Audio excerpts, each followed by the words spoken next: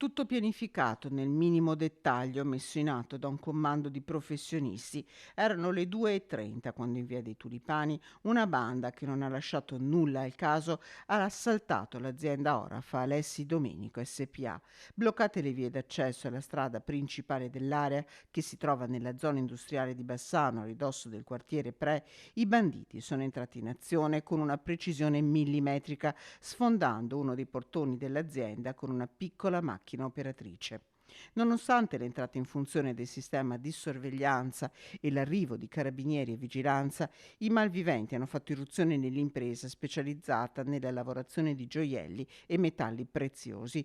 Ingente il bottino in via di quantificazione, affranti i titolari che già 2 anni fa avevano subito un tentativo di furto che, per permettere rilievi puntuali, hanno deciso di chiudere l'azienda fino al prossimo lunedì. Indagini sono in corso da parte dei carabinieri a cui sono state affidate le immagini registrate dai sistemi di sicurezza dell'azienda, che sta fornendo la massima collaborazione alle autorità perché furti simili, numerosi negli ultimi anni, vengano evitati ad altre aziende della regione.